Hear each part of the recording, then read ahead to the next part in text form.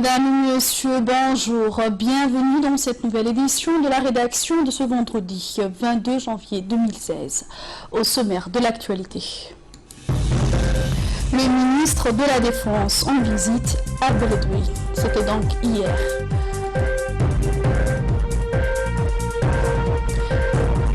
Des nouveaux pays des Balkans filtrent les migrants.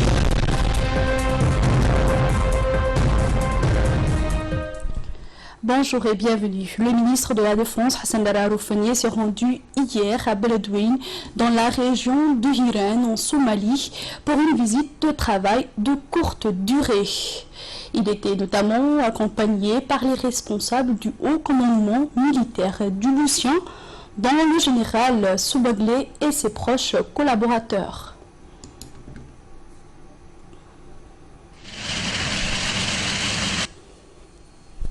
À son arrivée, il a été accueilli chaleureusement par les hauts responsables somaliens et djiboutiens, civils et militaires, dont le Premier ministre, son homologue somalien, ainsi que par le chef d'état-major des forces somaliennes.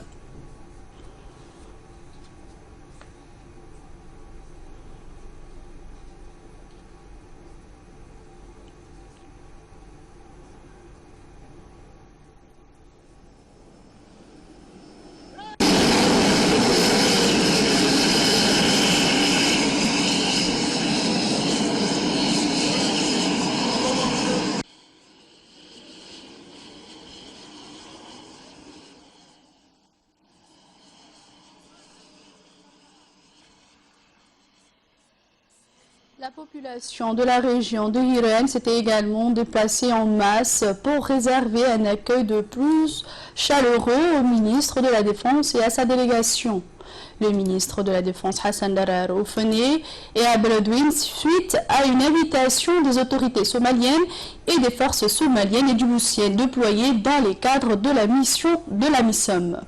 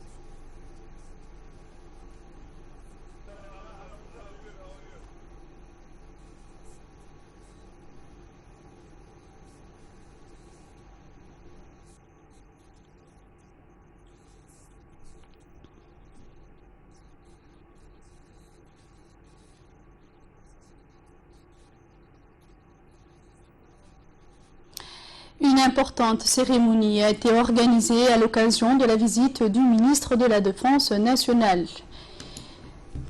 Et lors d'une cérémonie qui a eu lieu en cette occasion, les autorités somaliennes ont remercié le ministre de la Défense pour toutes les actions civiles et militaires en faveur des populations somaliennes et en général pour les efforts du gouvernement djiboutien pour la Somalie.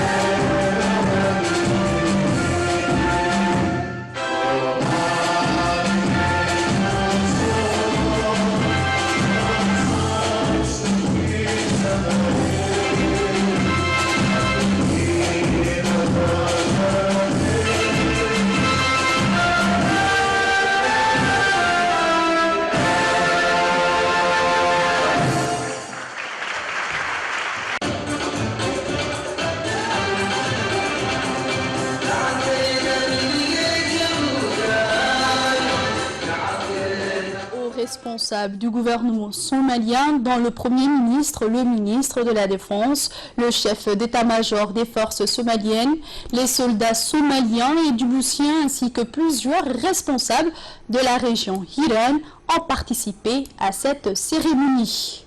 Au menu, des chants patriotiques et des danses folkloriques ont été présentés à l'auguste assemblée par les artistes somaliens et troupes djiboutiennes invitées à cette occasion.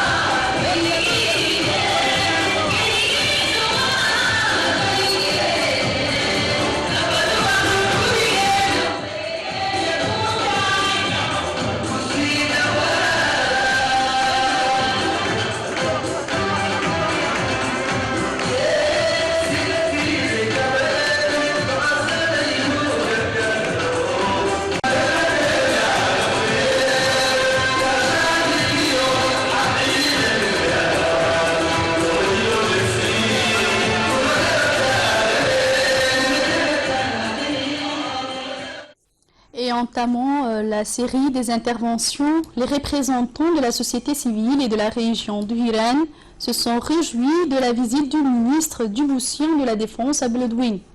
Ils ont tour à tour remercié le chef de l'État, Ismaël Omar Guelleh, pour son soutien indéfectible et son combat pour que la Somalie retrouve son éclat d'autant.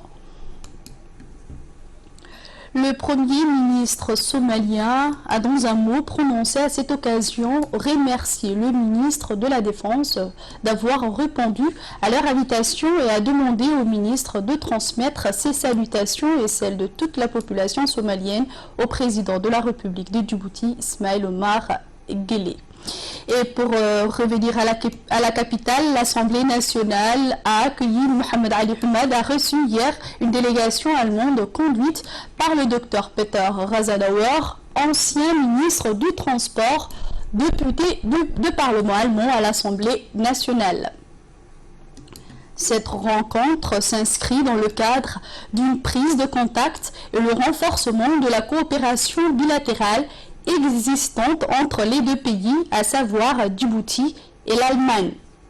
Ont pris part à cette rencontre l'ambassadeur de Djibouti résidant en Allemagne, Adel Mohamed Dileta, le président de l'Assemblée et de l'hémicycle national, Mohamed Ali Hamad, et ses proches collaborateurs.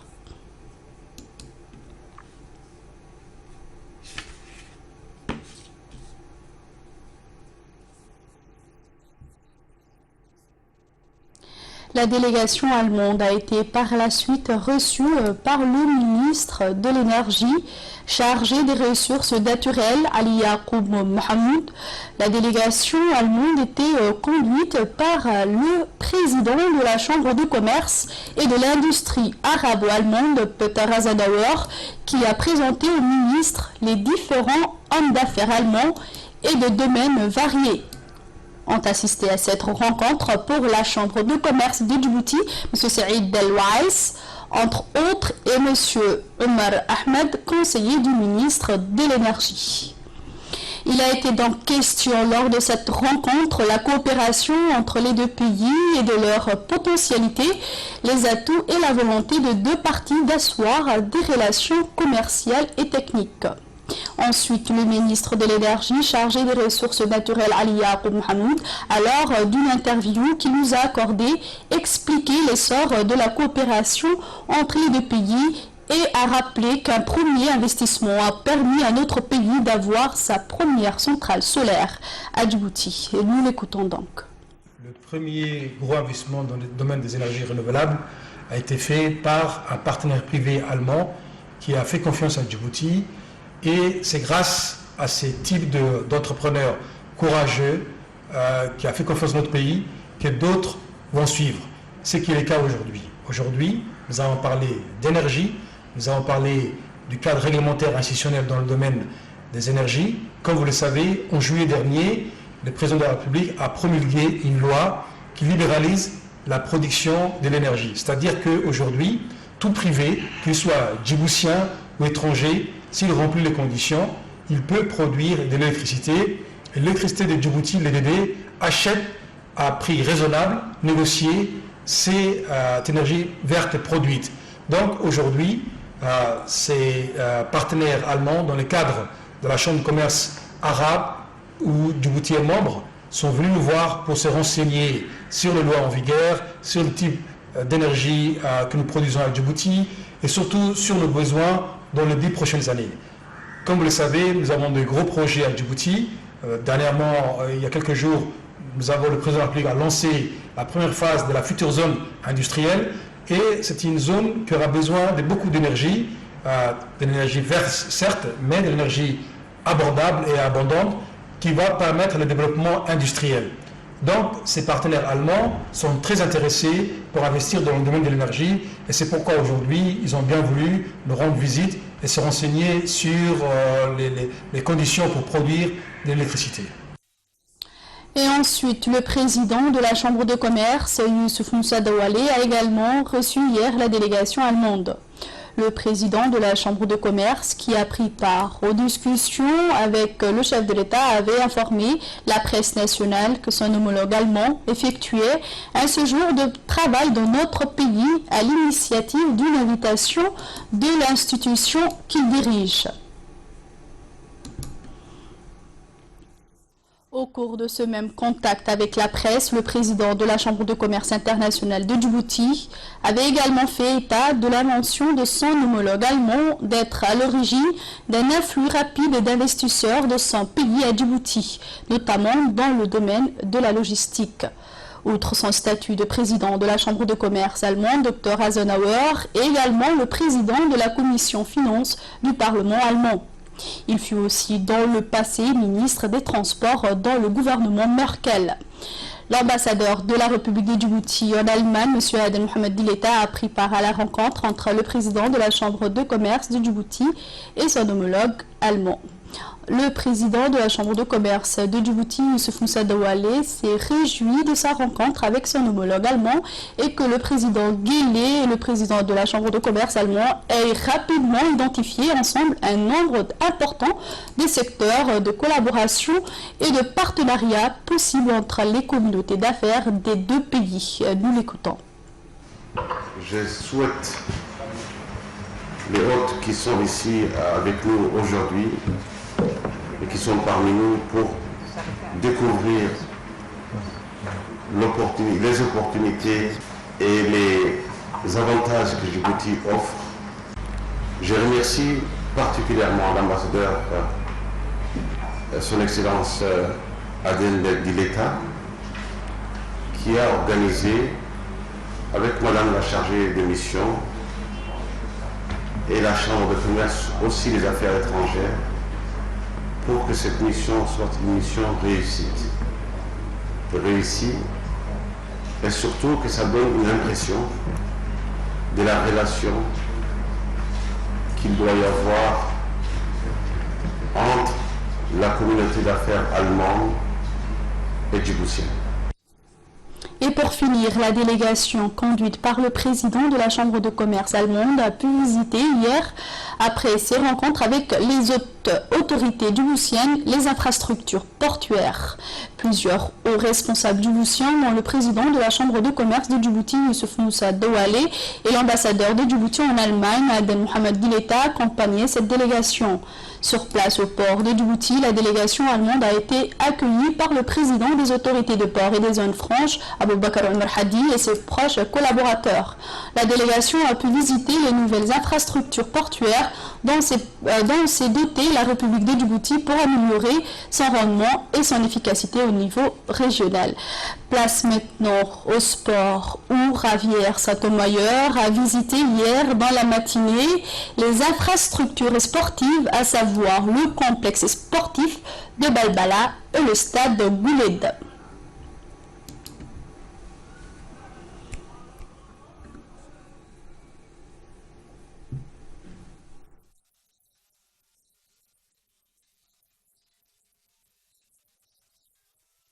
Le terrain de basket, le terrain de handball, celui du volleyball, du tennis et enfin le terrain de football.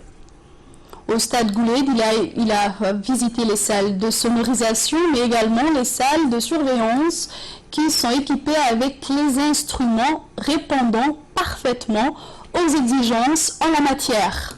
En marge de ces visites, le champion du monde s'est rendu au lac Assal, un lieu unique au monde, situé à une altitude de 153 mètres sous le niveau de la mer, ce qui fait de lui le point le plus bas du continent africain.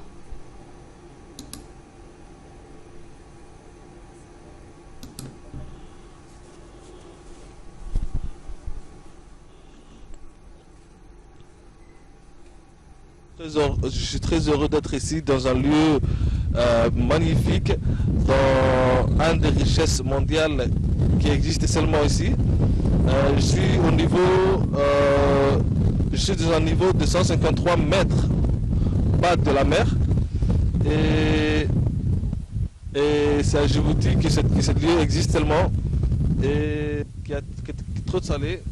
Et vraiment, je remercie le ministère et les gens qui m'ont donné l'opportunité de rester ici et de venir ici. Et puis de continuer de partir à l'école sport-études, là où on forme les athlètes de haut niveau et qui m'ont préparé de bien m'accueillir. Merci. Et dans le cadre des activités du champion Santomoyeur prévues dans son programme durant son séjour à Djibouti, un déjeuner offert par le secrétaire d'État à la jeunesse et au sport, Badoul Hassan Badoul, à l'hôtel Les Acacias, a clôturé le programme du grand champion cubain.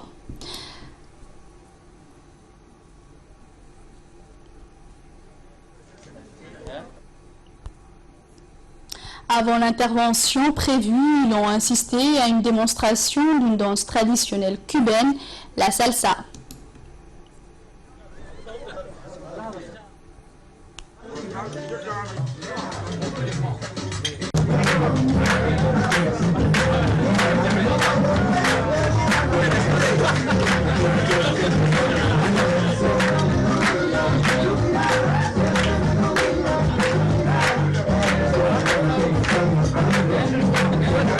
C'est le peine et aussi les chaussures.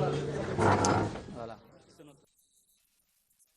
Ont participé à cette réception dans les membres du gouvernement, des parlementaires, le PDG de l'hôtel Acacia, des mouvements sportifs et des jeunes. Après l'intervention du PDG de l'hôtel Acacia qui a souhaité la bienvenue aux membres présents et plus particulièrement de M. Javier Santomoyeur, ce dernier a pris la parole en exprimant toute sa gratitude au président de la République, Ismaël Omar Guelleh.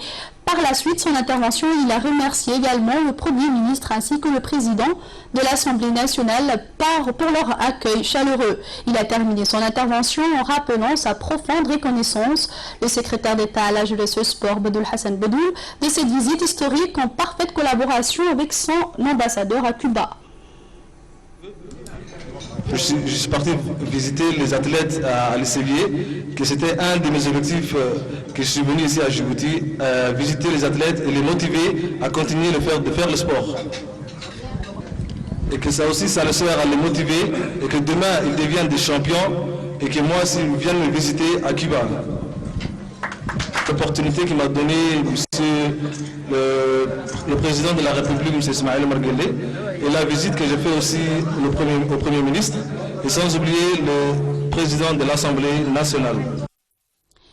Puis c'est le secrétaire d'État à la jeunesse et au sport, Badoul Hassan Badoul, qui a conclu en remerciant M. Santomoyeur d'avoir accepté l'invitation. Il a souligné l'importance de cette action de promotion du sport national visant à stimuler la jeunesse conformément à la feuille de route du président de la République, Ismaël Omar Guelleh. Je vous propose donc de l'écouter. Muchas gracias, Seigneur Sotomayor, Excellence Monsieur le Ministre, Excellence Monsieur l'Ambassadeur, très honorables parlementaires, Mesdames et Messieurs, c'est pour moi aujourd'hui un très grand honneur d'avoir répondu à notre invitation. Je tiendrai aussi à remercier surtout le propriétaire de lieu, M. Hussein,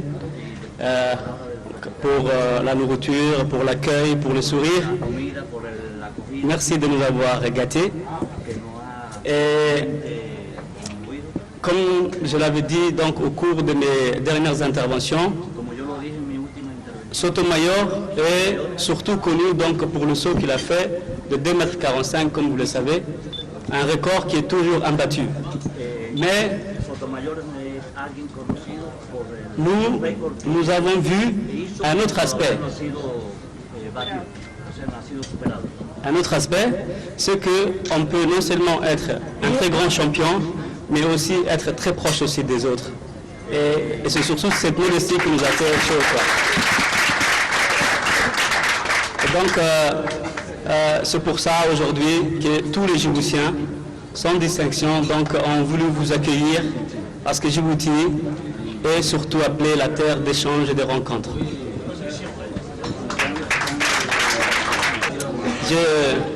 Je suis très convaincu que vous n'avez pas, en tout cas vous avez certainement impressionné nos jeunes, surtout nos athlètes, et j'espère aussi qu'ils vont s'inspirer de vos talents,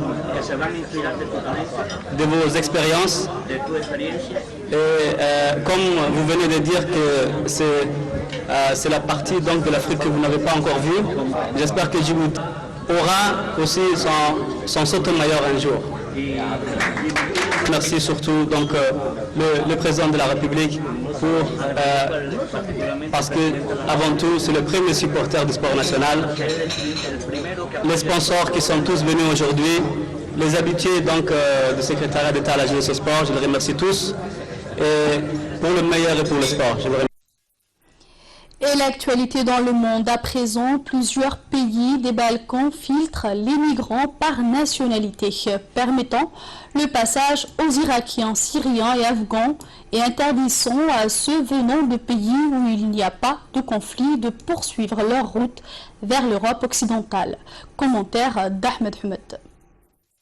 Restreindre l'entrée des migrants sur leur territoire seulement à ceux qui demanderont l'asile en Autriche et en Allemagne. C'est la nouvelle politique de plusieurs pays comme la Croatie, l'Autriche, la Macédoine, la Serbie et la Slovénie. Au Forum économique mondial à Davos, le chef de la diplomatie autrichienne explique la décision de son pays. C'est évidemment un appel pour que Bruxelles se réveille, dit Sébastien Kurz. Nous avons été obligés de prendre une décision nationale parce qu'il n'y a toujours pas de solution européenne. Cependant, je ne suis pas pessimiste. Mais je crois qu'il est désormais nécessaire pour certains pays, parmi lesquels l'Autriche, de prendre des mesures nationales afin de ne pas être complètement dépassés. La Grèce, pays de transit, craint que si les pays européens bloquent les migrants, ils s'amasseront sur le sol. Quelques 30 000 réfugiés syriens, irakiens et afghans ont encore emprunté la route des Balkans en janvier, selon l'Organisation internationale pour les migrations. Et les accusations de la justice britannique portées hier à l'encontre du président russe Vladimir Poutine dans l'enquête sur le meurtre d'Alexandre Litvinenko ont enflammé les relations entre la Russie et la Grande-Bretagne. 24 heures après l'éclatement de l'affaire, que dit-on aujourd'hui à Moscou? Un autre commentaire d'Ahmed Humed. L'ambassadeur de Russie à Londres, convoqué par le gouvernement britannique. Et ce sont les relations entre Londres et Moscou qui ont brutalement basculé depuis la publication du rapport Litvinenko.